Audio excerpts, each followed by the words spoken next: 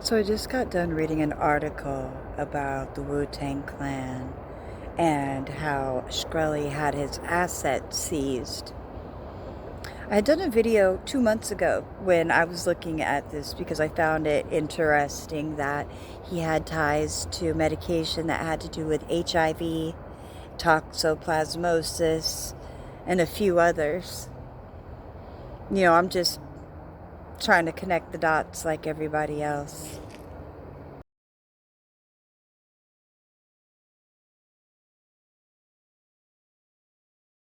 July 27th, 2021, 3:36 p.m.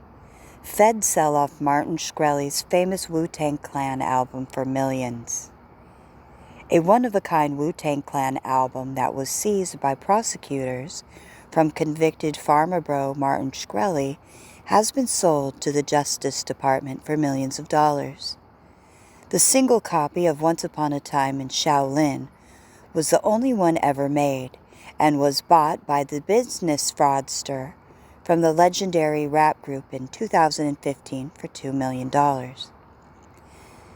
After sitting in a government warehouse since 2018, it has been offloaded to an undisclosed buyer to satisfy part of a $7.3 million forfeiture judgment against Shkreli, who is serving a 7-year sentence for security fraud. It's not yet known exactly how much the album sold for, but a filing the government made in April showed that Shkreli had, wow, that's a lot, 2.238 million left on his tab to the feds. Damn. Okay. With today's sale of this one-of-a-kind album, his payment of the forfeiture is now complete. Jacqueline M. Cassilis, acting United States Attorney of the Eastern District of New York, announced Tuesday. Wow, I'm stuttering all over the fucking place like Moses right now. She added, Shkreli has been held accountable and paid the price for lying and stealing from investors to enrich himself. The anonymous buyer of the album is being represented in the deal by New York-based attorney Peter Schoolidge. This was the most interesting deal I have ever worked on. I was in discussions with the government for over a year about this deal, Schoolidge told us.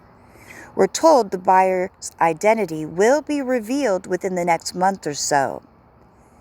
The legendary rap crew confirmed the existence of the album in 2014, but said they would only be making a single copy that they would sell with the condition that it could not be reproduced commercially for 88 years and only be played for small groups. On August 26, 2015, Shkreli won the album with a $2 million bid, making it the most expensive record ever sold.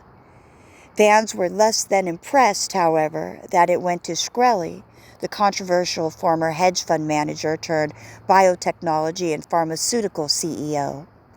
Within a month of buying the album, Shkreli became the public face of the perceived greed that pharma industry when he hiked the price of the drug used for life-threatening parasitic infection as much as 5,000%. It ended up in the hands of an evil villain, RZA, the de facto leader of the Wu-Tang Clan, last year told Yahoo. You can't write this. Life is unique, and that was definitely a unique moment in my life. Shkreli has promised to release the album, which features Cilvaringz on production and a collaboration with Cher if Donald Trump was elected president in 2016. But he eventually only streamed excerpts online. In 2017, he was convicted of multiple counts related to securities fraud, sentenced to 7 years in federal prison in order to pay $7.4 million in fines. In 2018, a federal court seized his assets, which also included a Picasso. That album has taken on a life of its own now, said RZA, who is producing a Netflix documentary on the whole Shaolin saga. The last I heard, it's somewhere in the Department of Justice, in a temperature-controlled room. Okay.